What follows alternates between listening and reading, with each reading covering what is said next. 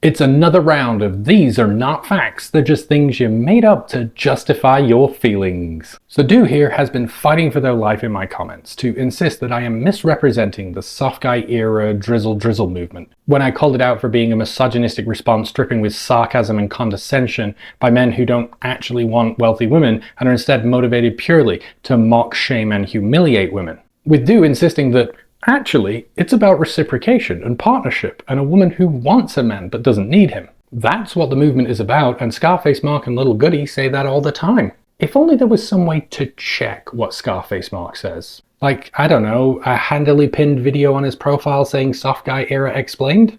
Let's take a look, shall we? So if you didn't know, me and my brother Goody started the soft guy era a few weeks ago, and it's going viral. We have been wreaking havoc on the internet, and so have the rest of y'all. We love the support. Keep dropping y'all videos. Let's keep making them mad. Men in their soft guy era want to find high-value women who can take care of them in ridiculous ways. In ridiculous ways, highlighting that it is about over-exaggeration and satire. He also said, keep making them mad, so it's also about provoking women. The soft guy era is a response to the soft girl era of 2023. It mocks videos in which women demand ridiculous things from men. It's a response, mocking videos of women. Women say they want equality, but then some demand the most unequal situations from men. Now the strategy, show how outrageous it is when men demand to be provided for in the same equality. So the strategy is to show how outrageous it is for men to demand to be provided for in the name of equality. None of that is about reciprocation or partnership. They're literally telling us it's a shaming tactic intended to mock, insult, and berate women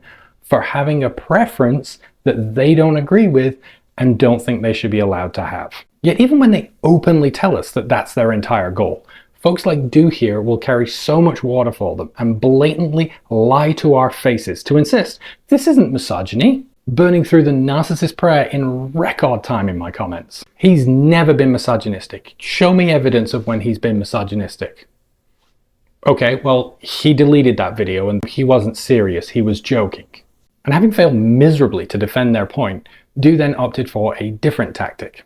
Do you disagree that a woman shouldn't show reciprocation in a relationship? The irony is that Do was arguing this in my comments as I was sat waiting for a flight home from a vacation paid for entirely by my wife. Each year she has gifted me a beach vacation as a birthday present, which I get also sounds like a bit of a present for her as well, but she hates sand, hates the heat, and absolutely hates just sitting around. So the idea of spending an entire week on the beach in the sun doing nothing but reading and sipping drinks is absolute misery for her, but paradise for me. So each year she has given me that incredible gift. Not because I asked, not because I demanded, it's just a sacrifice she willingly chooses to make and spoil me with. See, the issue was never about men wanting a high-value partner, whatever that means to you.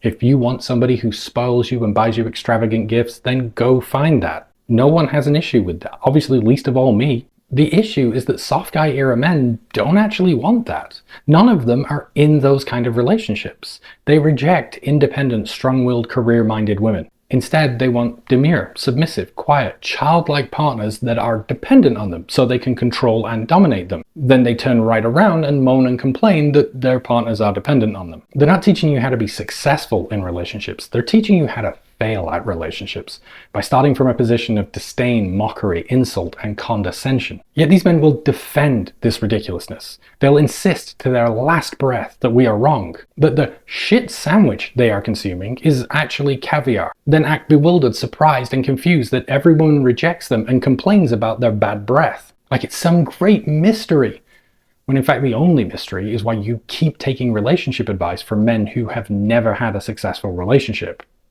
You would think that that would be some sort of clue.